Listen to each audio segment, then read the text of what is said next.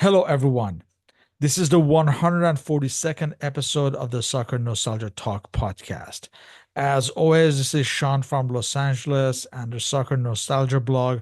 Unfortunately, Mr. Paul Whittle from the 1888 letter blog could not make it this time.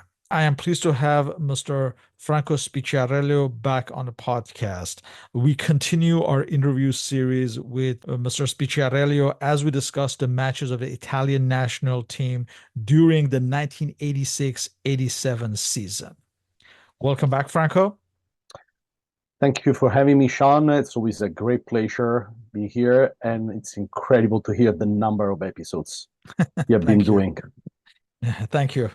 In the fall of 1986, after more than a decade, Italy had a new manager. What was the general takeaway upon the appointment of Azeglio Vicini? We came from a very tough 2 years. The time after the victory in the World Cup 82 wasn't good at all for the Azzurri.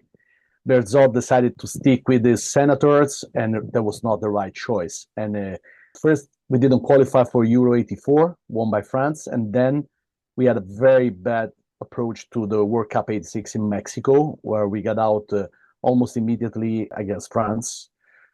The reality is that at that point, the senators were too old. That team was basically gone, and Bearzot showed that he was a great coach, but he was not the right guy to renew everything who could start from scratch. So the decision was from the federation, which at the time tend to rely a lot on coaches that grew up inside the federation, was to call as a national team coach Azeglio Vicini. Azeglio Vicini at the time was the coach of the under-21 Italy national team that showed great things at European level. There was no World Championship, obviously, for under-21. And just a few months before, they lost the European Cup at the penalty kicks against Spain. After seeing 3 penalty kicks, they were Giuseppe Giannini, Stefano Desideri, and Roberto Baroni, today's Lazio coach, all of them playing for Roma. It was a bad day. But still, that team was full of promises, a lot of young players that then became champions. And it seems like that the best way forward was to rely on that coach, on that team that looked like they could build something new. So Azeglio Vicini was really welcomed by the press, by the fans, also because he comes from Cesenatico, which is a small town in Romagna on the northeast of Italy, where there are no really big teams, so everybody looks very nice. It didn't look like it could be the guy preferring Juventus, Milan, or Inter to the others. But then things change, because when you get into the job, things always change. So the welcome was quite good for him. At the end of the Bearzot era, many of the veterans, such as Scirea, Tardelli, Paolo Rossi, Colovati, among others, also retired from the national team. So it was felt that it was natural that Vicini would turn to many of his under-21 players at this point. Absolutely. Well, the transition was not just about men. It's a key chapter in the history of Italian football, also because that moment marked a shift in style, philosophy, and squad selection. It came at a crucial time because the goal for the new coach was to target Italy 90, the FIFA World Cup that Italy was going to play at home. But when I say it's a crucial moment, because it changed completely the style. It started to change the style in which Italy used to play. Italy was famous for its catenaccio, that very tough approach to defense. For the first time, the Azzurri had a more creative approach, which later kept growing with when Arrigo Sacchi was going to be appointed a few years later after Vicini. And yes, the senators had showed that most of them were already completely burned out. As you said, people like Paolo Rossi was injured too many times. He was not the player that he used to be anymore. Dino Zoff had retired. And also Claudio Gentile, Marco Tardelli, they moved away from Juventus indeed. So they were not the same players. I mean, time goes by for everybody. And also, it wasn't just a bunch of people that Bearzot had relied on during World Cup 82, but it was basically the same group that showed great things also in Argentina 1978. So time was up. It was time for a new bunch of players. We can go through all the main single names, but started from the goalkeeper, The final decision was for Vicini to get Walter Zenga from Inter. Vicini was totally crazy about Zenga. But at the same time, he had a fantastic number 12. The time, the second goalkeeper was number 12, Stefano Tacconi of Juventus. Plus, we started to see Pagliuca, which then was going to become the main goalkeeper for USA 94 World Cup.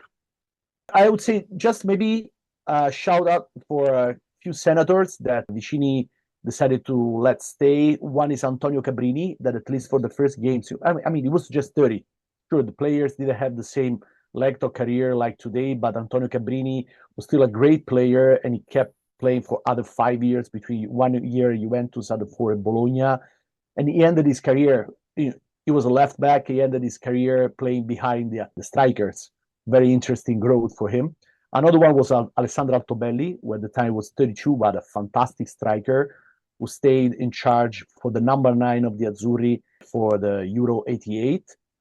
Giuseppe Dossena was another one of the guys of the 1982, together with Franco Baresi. Finally, they found their spot in the main lineup for Vicini. Baresi as a libero after Scirea decided to move on because Scirea was untouchable. And, we had to see Franco Baresi, one of the best central defender Italy ever had, to play as a midfielder because nobody could touch Scirea as a libero, possibly the most elegant libero we have ever seen on the Italian fields. And the other one, Beppe Dossena, he was too in the 1982 World Cup 22, but he never played at the time. He was at that point, yes, one of the most experienced one, but as we will see, going game by game, there were some issues in finding the right spot for him in the team. Yeah, and we can also mention from the old regime, we still had Giuseppe Bergomi, who was still very young at this point. Can call it a senator, as he was 17, 18 when he started playing. I mean, you're right, because he was already a senator in 1984, 1986, but he kept being there forever. So Giuseppe Bergomi had an incredible career. He never looked old, or maybe because he was already old when he was 17 with those big mustache. Was really a column of the Azzurri for 15 years. As you mentioned, Vicini still kept faith with Antonio Cabrini and Alessandro Altobelli. Do you think he needed a few old hands to still guide this new young squad? Absolutely. He said publicly that he needed a full change, and also he wanted to rely on his under 21 team, but he also was a man of a wide experience. He knew very well that for the international landscape, he needed somebody with some experience at international level. So he kept the youngest one in some way of the senators, because as I said, Cabrini was 30, Altobelli 32. And also they were very respected also by the others. And let's say the truth is also that he didn't really have so many choices, for example, for the role of number 9 at the time, because Vialli, who later became a central striker, was still playing as a winger. Roberto Mancini too was playing as a striker, but not in that specific role.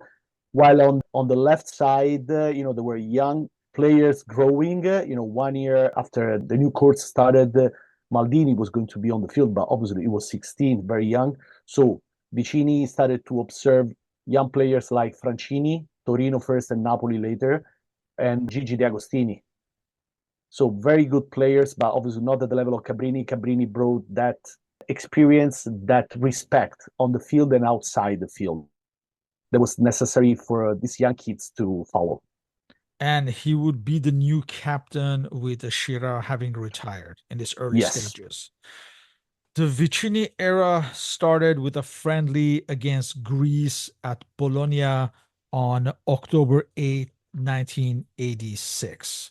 For this match, Walter Zenga makes his international debut. He's the new goalkeeper of the Italian national team and will remain so for the rest of the Vicini era. So he's from Inter. Then you have Giuseppe Bergomi of Inter, Sebastiano Nella of Roma, Franco Baresi, the new libero of AC Milan, international debutant Dario Bonetti of AC Milan, Salvatore Bagni of Napoli. He'd be replaced by Carlo Ancelotti of Roma in the 57th minute. Another international debutant, a significant one, Roberto Donadoni of AC Milan, who would be a mainstay of the national team into the next decade. Fernando de Napoli, who had joined Napoli that season from Avellino, who was present in the 1986 World Cup, still very young. Alessandro Altobelli of Inter, captain for this match in the absence of Cabrini. Roberto Mancini of Sampdoria came replaced him in the 73rd minute. And Roberto Mancini, he had been persona non grata since 1984 by Beerzoth for a night on the town and breaking curfew when the national team was touring North America. So now he was back in the team and would be a mainstay of the Vicini era. The regista for this match would be Giuseppe Dossena of Torino, that you mentioned, and Gianluca Vialli of Sampdoria. So you have three new caps: Zenga, Donadoni, Bonetti, and a recall for Mancini, as well as a recall for Dossena, who had not been called up since 1985. For this match, Italy wins 2-0. Giuseppe Yep. Bergomi scores both goals in the 8th minute. There was a corner kick from the left side that was headed out, and Bergomi just volleyed it from long range from outside of the box. In the 68th minute, he scored with another long range shot. And the first match of Vicini was a win. You kind of touched up on it. One of the most important decisions of the Vicini era was to install Walter Zenga as a new starting goalkeeper. This was in contrast to the latter stages of the Beerzoth era, where he wavered between Giovanni Galli and Franco Tancredi. How was this firm decision viewed at the time? Azeglio Vicini was crazy for Battazenga. It was really like his ideal goalkeeper, strong with incredible personality, capacity to drive the defense, sometimes spectacular, unfortunately with some misses, which we're going to see in the following years, but was really considered the new star as the Italian goalkeeper. While at the same time, Giovanni Galli was going to have a fantastic second time in his career with the AC Milan. Still, Zenga was really one of the symbols of the change for Vicini. Also, because with Juventus group going down, we could start seeing Inter going up, and which was going to become the top team at the end of the decade under Giovanni Trapattoni. So that was his main choice. Plus, he had a fantastic number 12 as Stefano Tacconi, which made the choice absolutely safe for Vicini. But I have to say, it was a dualism between Zenga and Tacconi that stayed only on the press, because many times Vicini said, look, I'm not going to create any kind of dualism. I want Walter to feel safe that that's his spot. He's the number one of this team. He will stay. Zenga was the kind of player that needed this kind of reassurances. Whenever in his career has been put under discussion, he showed that it wasn't that good at managing pressure, and it was possibly the same when he became a coach later in his life. Italy were in a qualification group for the 1988 Euros in West Germany. In their group, there was Switzerland, Portugal, Sweden, and Malta. And as you said, the team was being prepared really for the 1990 World Cup. For this first official qualifier for these 1988 Euros, on November 15th at San Siro at Milan, Italy faced Switzerland. For this match, we have Zenga, Bergomi, Cabrini of Juventus, his first appearance for Vicini, captain of the team. He'd be injured in this match early on in the 11th minute, and he'd be replaced by international debutant Giovanni Francini of Torino. You have Franco Baresi, Dario Bonetti, Salvatore Bagni, Roberto Donadoni. He'd be replaced by Aldo Serena of Juventus in the 41st minute, Carlo Ancelotti, Alessandro Altobelli, who assumed the captaincy in the 11th minute, Giuseppe Dossena, and Gianluca Vialli. For Dario Bonetti, this would be his second and final cap for Italy. Italy took the lead in the very first minute when Donadoni scored from a free kick on the left side. The Swiss would tie the match in the 32nd minute through Jean-Paul Breguet. However, early in the second half, Italy took the lead in the 51st minute. Donadoni's cross was headed by Serena. His header struck the bar, and Altobelli scored with an overhead kick. Near the end, in the 85th minute, Vialli was fouled in a box, and Altobelli scored from a penalty spot. More later about his penalty kicks. And just before the end, in the 88th minute, Switzerland scored the second goal through Martin Weber. The final score looked close, but Italy did get some credits for the display. That was a stark contrast from the Beerzoth era. And there already you Yeah, could see there were signs of hope for Italy. yes, first of all, because of the results. Because if you remember the qualification for Euro 84, it was already a great hope for the fact that Italy started through winning. 2 goals, a lot of problems for Zenga. He didn't show great skills in this game, and part of the blame for these 2 goals are up to him. I would say they showed great midfield because the Bagni and Carlo Ancelotti were an incredible couple in the center with Bagni kicking and hitting everybody. He was a very, very tough player who started his career as a striker, then a winger, then he became a classic box to box. On the other side, Ancelotti gave a lot of order together with Dossena playing as the regista. And on the left, mainly, Roberto Donadoni was really capable to bring the necessary flair and inventions to the game of the Azzurri. Vialli was still far away from being the best Vialli that we have seen later, while Altobelli showed once again to be a benefic striker, able to take advantage of any possible error of the opponents.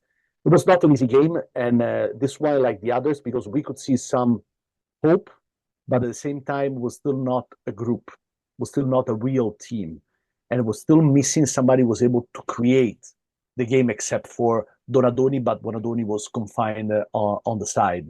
Giannini would be the big change in the next games, and at this moment, Vicini was still keeping him on the bench and betting on Beppe Dossena. But again, Dossena never showed with the Azzurri the level that he had showed with, for example, Bologna, Torino, and later with Sampdoria when he won the Scudetto. So it was a good game, but just for the 2 points, because at the time was still just 2 points in the qualifying round. Italy's next qualifier is away from home at Malta at Valletta on December 6, 1986. For this match, we have Zenga, Bergomi, Sebastiano Nella, Baresi, making his international debut, Riccardo Ferri of Inter. And again, he would become a mainstay of the Vicini defense for the rest of his tenure. You have Salvatore Bagni, he replaced by Fernando De Napoli in the 65th minute, Roberto Donadoni, Giuseppe Dossena. He'd be replaced by international debutant Gianfranco Matteoli of Inter in the 74th minute. Alessandro Altobelli, captain of the team, and another international debutant, Giuseppe Giannini of Roma, and Gianluca Vialli. In this match, in the 11th minute, Italy took the lead. Donadoni took a free kick from the right side, and international debutant Riccardo Ferri headed it in. Riccardo Ferri became the first defender to score on his debut since the end of World War II. A few minutes later, in the 19th minute, Gianluca Vialli's cross from the right side was headed in by Alessandro Altobelli. However, Altobelli had a chance to score a hat-trick in this match, and he would miss 2 penalty kicks in the 47th minute and the 62nd minute. And we have to remember he also missed a penalty kick in the 1986 World Cup against South Korea. I guess his penalty kick taking skills were already a problem for the national team, despite scoring so many goals at such a veteran stage of his career. We see that more younger players like Ferri and Giannini are entering the fray and would form the backbone of Vicini's side for the near future. I do remember at the time reading that there was a lot of praise for the introduction of these new young players. Was that also a feeling in the Italian press and public as well? Absolutely not. Why? Riccardo Ferri, yes, also because he replaced Dario Bonetti, who never made it at that level, and also AC Milan was going to get rid of him very soon. It was not the same player that showed great things with AS Roma when they won the Scudetto. That game was horrible. I still remember the game. And let me tell you, it was typical of Italy at the time. Never, while we could watch games of other, let's say, middle level teams like Sweden, for example, scoring 5, 6, 7 goals against small teams like Malta, Liechtenstein, and things like this, Italy was always bad. We already had the experience a few years before against Cyprus. Here, too, 2 goals in 20 minutes. It seemed like Italy was going to win with a landslide. It didn't happen. 2 missed penalty kicks. But more than that, a very supponent team, especially in the second half, with Giannini, for example, was really disappointing. He never showed the capacity to play deep passages. He tended to always pass the ball 10 meters on his right or on his left. And this thing was going to be the main problem for the Italian midfield for the years to come. I mean, Giannini was a very good player. He was a great leader for AS Roma in those years, but he never became a leader for the Azzurri in the midfield. Azeglio Vicini relied a lot on him. He thought he could become the perfect replacement for Giancarlo Antonioni in the role, but he never made it. So while at the other side, Riccardo Ferri became a mainstay, a very tough defender, not very gifted with his feet, but he had a great capacity to get into the penalty area with his head, and he had a fantastic shot with his right foot. It was very violent. I remember a lot of free kicks where he could score from far away thanks to the power of his shot. On the other side, he tried also to bring in Gianfranco Matteoli, who was also part of his under-21 team, but the match against Malta was one of those days where you could try everything and nobody was going to play in the right way. So it was good for the 2 points, bad day in terms of getting better as a team. And, the hopes were still there because you got 4 points after 2 games of qualifying round, but it didn't look great. And also Azeglio Vicini had to acknowledge that there were a lot of things that had to get better, especially in terms of maturity. That's the point. It looked like a quite immature team, not able to keep the consistency in this kind of games after scoring 2 goals against very weak opponents. Italy's first match of the new year, 1987, was the return match against Malta, this time at home at Bergamo. Incidentally, this was the first ever international match at Bergamo. For this match on January 21st, 1987, just over a month after this first match, we have Zenga, Bergomi, Cabrini, the captain, Baresi, Ferri, Bagni, he'd replaced by De Napoli in the 56th minute, Donadoni, Dosena, he'd be replaced by Matteoli in the 56th minute, Altobelli, Giannini, and Vialli. This was a comfortable win for the Italians. Salvatore Bagni headed in the first goal in the 4th minute. Bergomi scored a second in the 9th minute. Both of these goals were from dead ball situations from Donadoni on the left side. The first one was a corner kick. The second one was a free kick. They scored a third goal in the 24th minute when Dosena's cross from the left side was volleyed by Altobelli. And in the 35th minute, Altobelli again scores his second goal, Italy's 4th goal. Just before halftime, in the 45th minute, Italy scored the 5th goal. Gianluca Vialli scoring his first goal for the Azzurri. Again, 2 points against weak opponents. At least Italy scoring goals. That's a good sign. Once again, as you said, 2 points, another victory. That's the only good news because once again it was a horrible game. The first half, Italy was incredible. I think we could have scored like 8, 9 goals. The problem is that there was a second half. In the second half, the team completely stopped playing. I mean, both physically and mentally, the team went down, and the Maltese even tried to push back against the Azzurri. It was like incredible. It looked like watching 2 different games. It was very disappointing. The only ones that had a good game were Antonio Cabrini on the left, also because both him and Bergomi, they had nothing to defend against, so they were quite free to run on the other side of the field.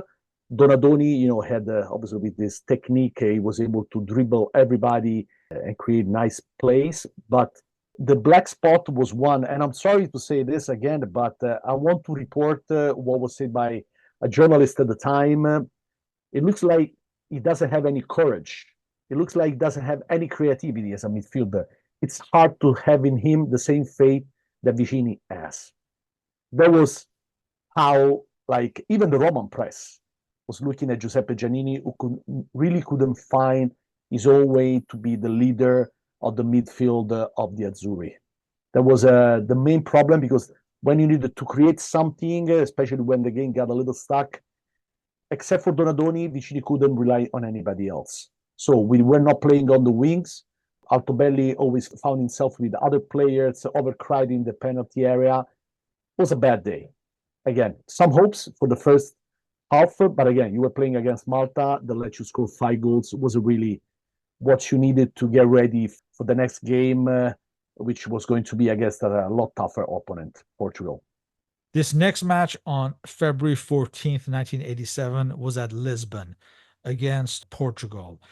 Portugal, since the 1986 World Cup, there had been a rebellion in the ranks during the World Cup, the Saltillo affair, as it's been referred to.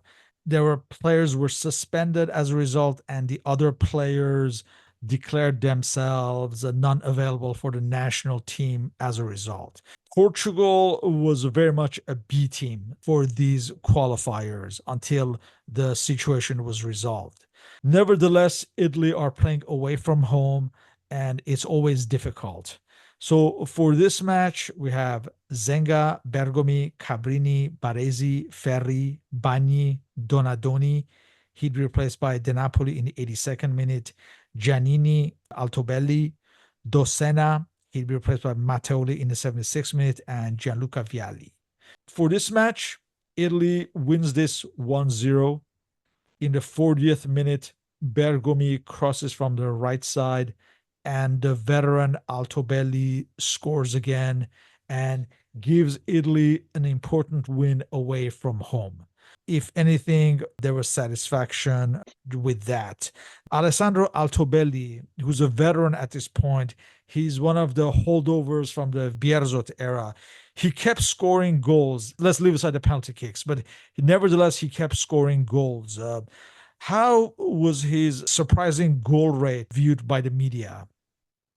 Everybody was extremely supportive. I remember the press talking about Saint Altobelli. He was basically considered the only really reliable player of this new Vicini team. As you said, we won against Portugal that was a B team, just a little better than Malta. Portugal, we have to say, it's not the same Portugal that we see today, that has maybe 25 very good players plus a few champions. They have a good lineup that showed great things at the Euro 84, for example, people like Fernando Gomez, Chalana, Jaime Pacheco. But again, we played against the B team. It was a very bad game. And if it wasn't for a mismatch of the Portuguese defenders, where with Bergomi basically stealing a ball and crossing for Altobelli, nothing much else happened during that game. Let me tell you, despite the 4 victories in 4 games, the enthusiasm for the new Azzurri run by Azeglio Vicini was basically over. Because while in the past everybody just wanted results, that what we expected from the Bearzot team, that was the tradition of the Italian football, this new group started with a lot of hopes in terms of youth, in terms of creativity, in terms of showing nice football. We couldn't see anything. Yeah, we got the points, which was necessary, but the enthusiasm was gone. I would say this wasn't an easy moment, but the worst is yet to come. Italy would have problems scoring goals for a number of matches after this. The next qualifiers is in June, but before that, Italy has a couple of friendlies. On April 18th at Köln, they face a 1988 Euro hosts West Germany, a replay of the 1982 World Cup final. For this match, we have Zenga, Bergomi, Nella. This was his 5th and final cap for Italy. His first cap had been 1984, incidentally against West Germany. Riccardo Ferri, Roberto Tricella of Verona, a recall for him, Fernando De Napoli, Roberto Mancini, he'd be replaced by Bagni in the 73rd minute, Giannini, Altobelli, captain of the team, he'd be replaced by Roberto Donadoni in the 46th minute, Giuseppe Dossena, he'd be replaced by Matteoli in the 57th minute, and Gianluca Vialli. This match ended as a scoreless tie against the West German side preparing for the Euros they were going to host.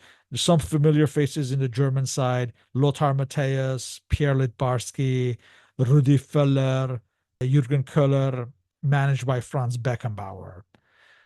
May I say that was the star of that game that you haven't named? Olaf Thon.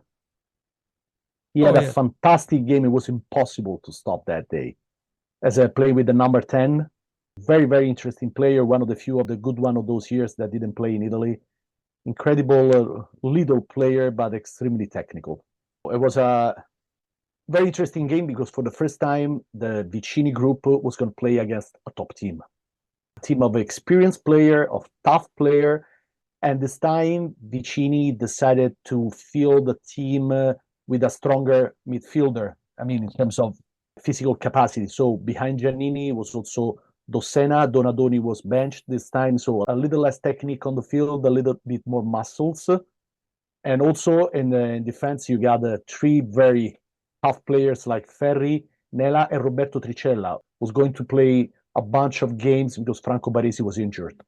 It worked. Ferri had an incredible duel against Rudi Völler, who's still playing in Germany before moving to AS Roma. And there was possibly the same time that this team showed to be a team, showed to be a team able to face a very tough competition. Because for the first time, they felt challenged. They had to show that they were at the level of playing against people like Völler, Klaus Sauer, wow, Littbarski, Guido Buchwald, Jürgen Köhler. So we're talking about very tough players, experienced players. Many of them were going to become world champions in 1990. Italy's next friendly is against Norway at Oslo. Matches against Norway are always difficult, and they would be in a few years' time as well. In fact, we can say it signaled the end of the Vicini era. But for this match on May 28th at Oslo, we have the following lineup: Zenga, Bergami. He'd be replaced by international debutant Luigi D'Agostini of Verona in the 46th minute on his way to Juventus next season. And again, he would become one of the mainstays of the Vicini era, playing in many positions in defense and midfield. Francini, Ferri, Ricella, De Napoli, Mancini. He'd be replaced by Donadoni in the 58th minute. Giannini, Altobelli, captain of the team. He'd be replaced by Aldo Serena in the 79th minute. Dossena and Vialli. Another scoreless tie, struggling to score goals. So it's becoming a problem. It is. Once again, Vicini decides to field a stronger midfield. You know, he wants to play together Giannini, Dossena, and De Napoli. But that doesn't work. You know, the confusion in the midfield is total. Like you could see Dossena and Giannini overstep on each other. Nobody was really creating any kind of play in the center. Mancini's role has always been a problem, let me say, when he was playing with the Azzurri. He was never the player that we have seen with Sampdoria, except for a few games like the Euro 88. This game showed that Vicini still had not found the right recipe for this group. I would say that really showed that he needed to change a lot of things. Also, on the other side, as you said, it's never easy to play in Norway. There was a horrible field that day, by the way, but you know, the field is bad for both teams. I recall one player that I used to love for the Norwegian team, which is Thoresen. Oh, which yes, is Halvard still Thorsen, yeah. Yes, still the best foreign scorer ever of the Eredivisie. He was played for PSV Eindhoven, yes. Yes, it was he had a very good game. It wasn't easy for the Italian defense to keep him. Also, you know, but still, it was not the Haaland of today. Again, everybody was very worried because the idea of playing against Norway, Italy thought this could be a very good exam before playing against Sweden. It was going to be the main challenge for Italy to get to Euro 88. We saw bad things in Norway, then we were going to see bad things in Sweden as well, even worse. This qualifier against Sweden on June 3rd was at Stockholm at Rasunda de Solna. For this match, we have Zenga, Bergomi, Francini, Ferri, Tricella, De Napoli, Mancini. He'd be replaced by Luigi De Agostini in the 46th minute. Giannini, captain of the team Altobelli, Dosenna, and Vialli. For Sweden, we have some familiar faces: Thomas Ravelli in goal, future Fiorentina defender Glenn Heisen, future Bergamaschi Robert Pritz, and already a Atalanta player Glenn Stromberg, future Cremonese player Anders Limpar, Empoli's Johnny Ekstrom. So some familiar faces for Italian players. And I think Hans Holmqvist, he played for Cesena as well, I believe. At this point, Italy and Sweden were battling it out for winning this group. For this match, Italy are awarded a penalty kick. And after his two previous mistakes against Malta, Altobelli does not take this. So it's Roberto Mancini who is tasked with taking this penalty kick in the 15th minute, and he misses and hits the post. This was Italy's fourth penalty kick miss since the one against South Korea in the 1986 World Cup. Sweden, in the 25th minute, take the lead through Peter Larsson. They go on and win this match. Obviously, Italy had been having problems for the matches before. Was there a feeling that this loss could be chalked up as an anomaly, or was there genuine concern about the fact that they were having trouble scoring goals? That was the main concern for everybody because, again, the midfield with Dossena and Giannini showed not to be at the level. Even if Giannini, for the first time, he had a quite good game. The only opportunities for Italy came from his plays, but again, they look like more episodes. Still, Mancini, as usual, he started great, but then he missed the penalty kick. He got disappointed. That was typical of Mancini. It was a fantastic, gifted player, but he was a character. So he could have a great day, which was a lot better than anybody else. But if he had a bad day, that was a bad day. Everybody was very concerned. Also, because 1-0 was even a good result. Zenga saved at least 4 opportunities for Sweden. And we had another problem in defense because Francini possibly, I would say, almost closed his career at his level with the Azzurri that day because it was his problem against managing Johnny Ekstrom, and that allowed Peter Larsson from Göteborg to score the winning goal. So it was a bad day for the entire team because they realized that they had no idea what to do on the field. Even Vialli, he had a very good opportunity with a fantastic bicycle kick, but he got the bar. But again, the main problem at that point that this was the first defeat and the worst one, because now you had Sweden 1 point ahead in the qualifying round. And that was the main problem. I remember Vicini complaining about the stadium because it was an incredible arena, the level of noise. It didn't look like Sweden.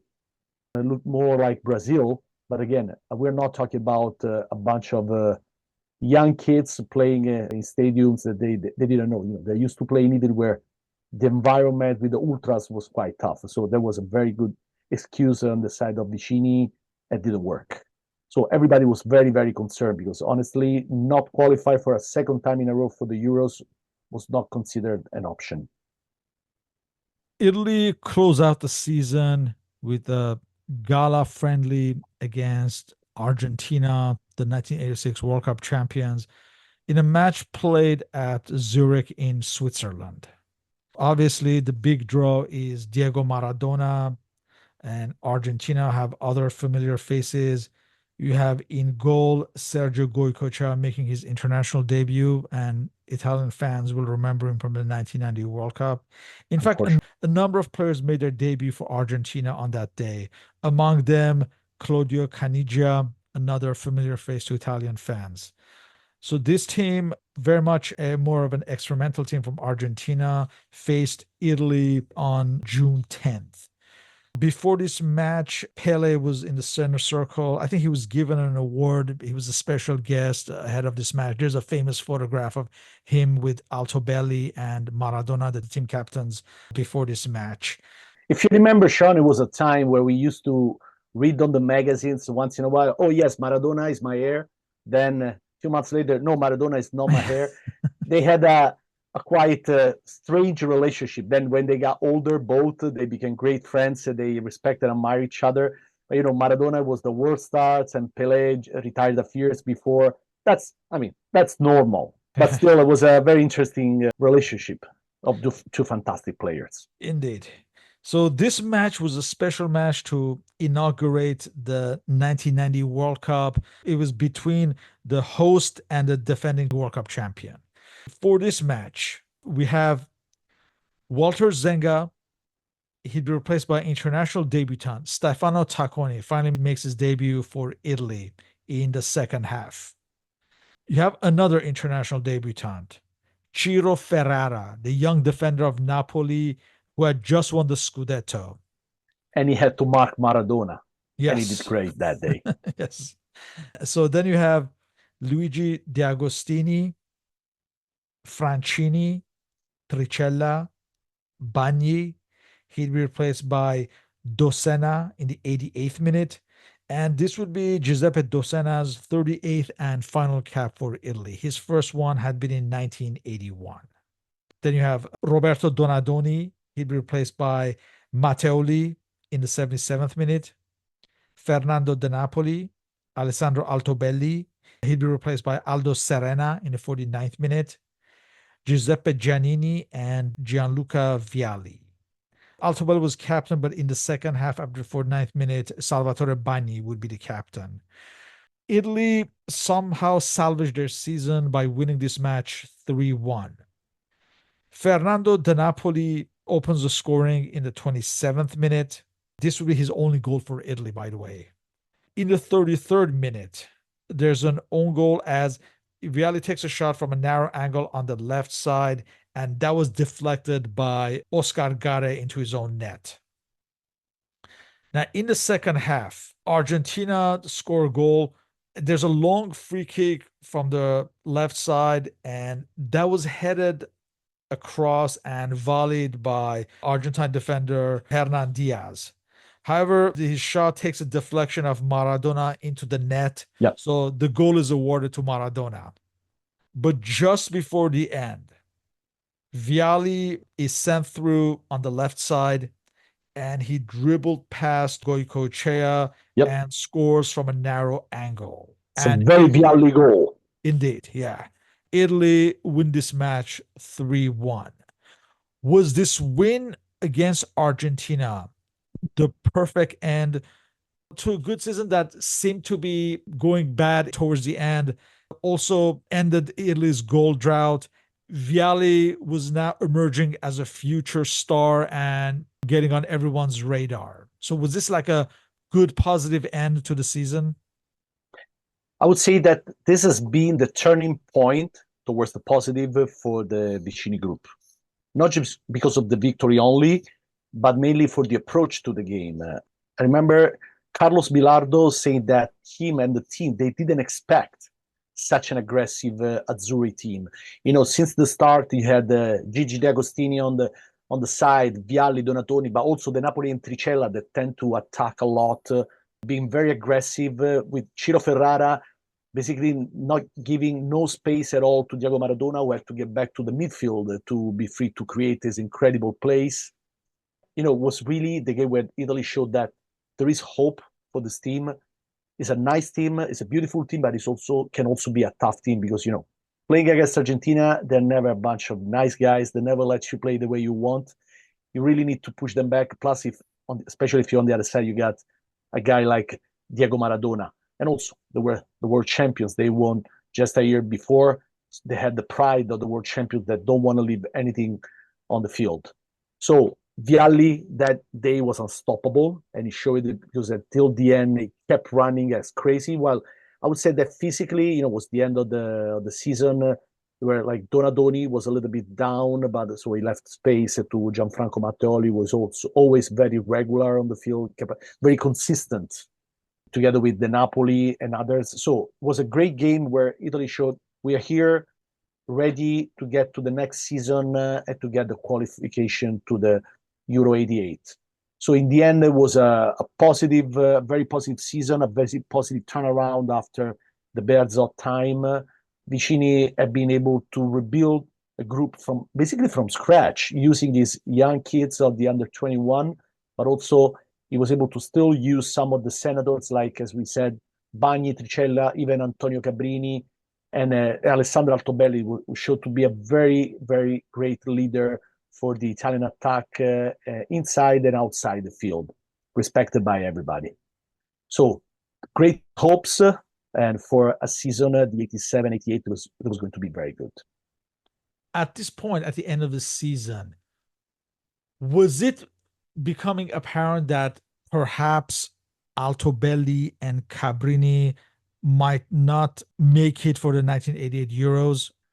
We were not used at big changes, but while Altobelli had been extremely consistent in terms of scoring, but also physically was in very good shape, it was a little bit different for Antonio Cabrini, who started having a little bit of problems.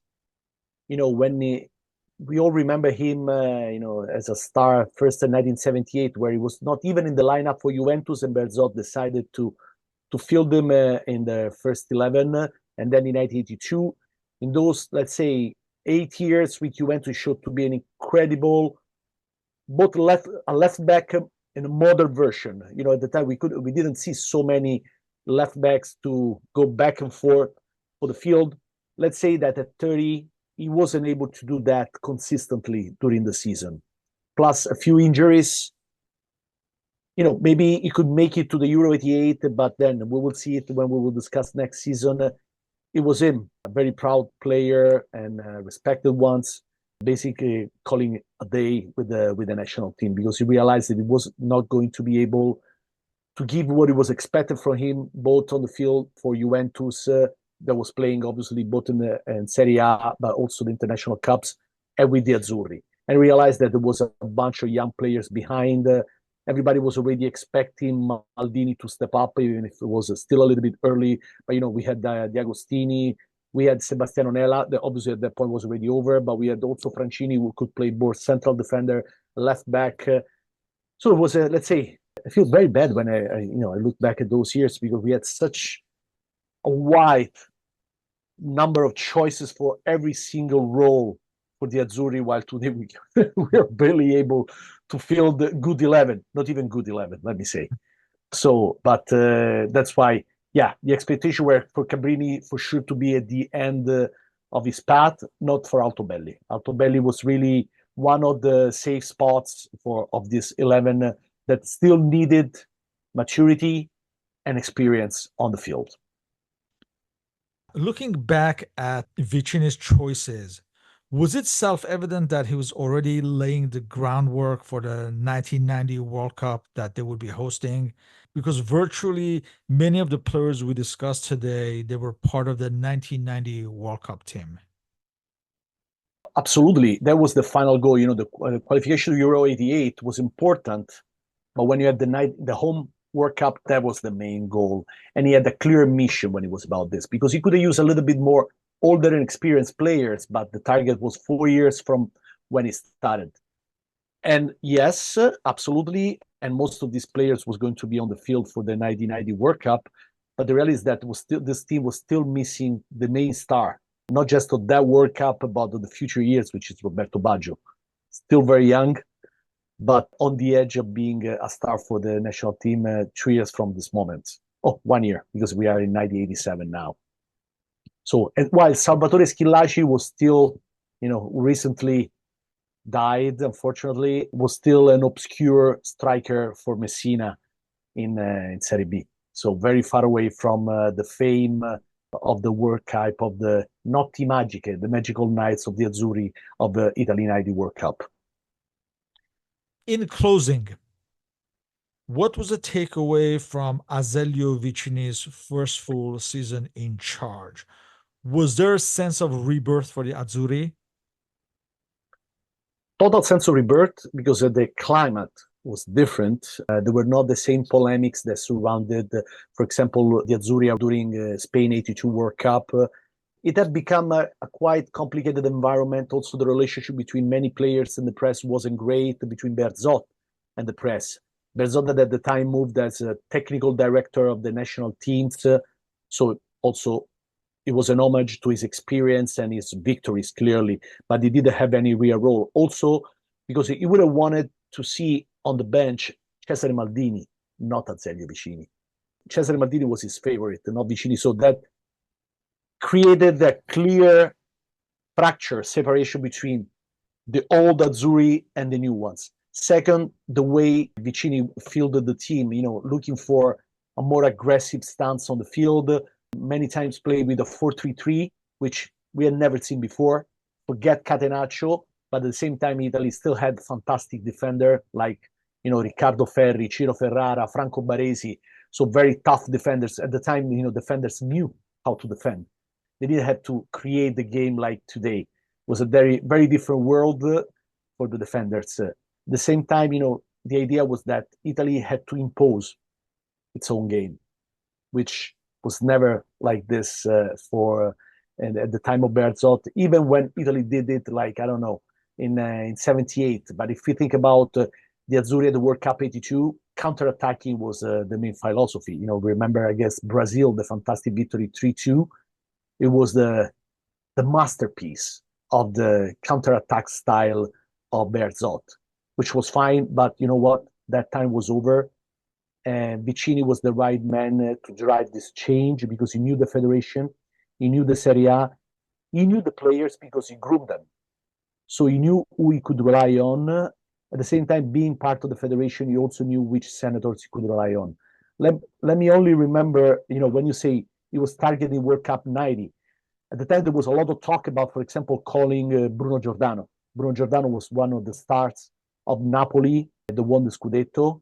It was him together with Maradona and Carnevale, driving the attack.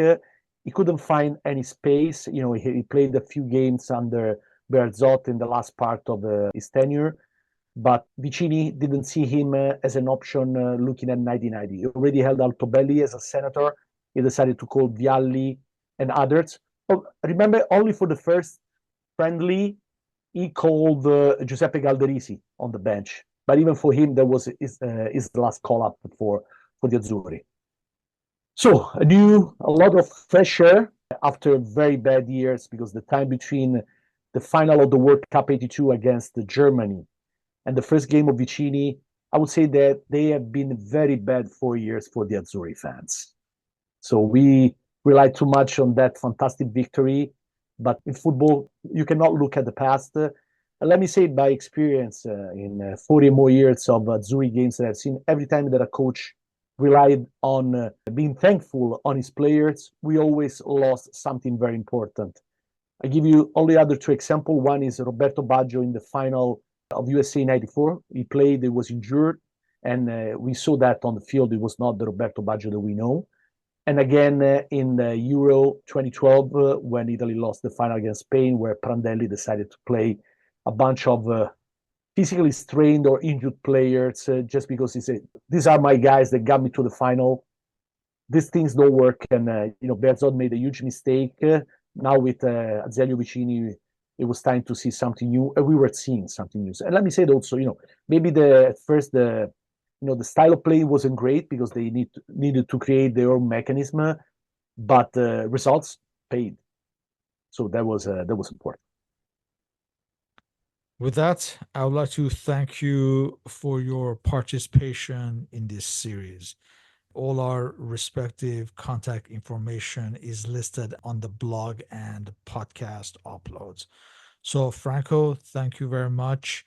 And looking forward to the next season of the national team. And not to forget the Serie A seasons as well that we've been doing. So, thank you Absolutely. once more. Sean, thank you. It's always great to be here. Thank you for helping all of us to look back at those fantastic years of football, the football that we love, because it's very different from what we see today. Today is no worse, it's just a different thing. I want to be clear about this.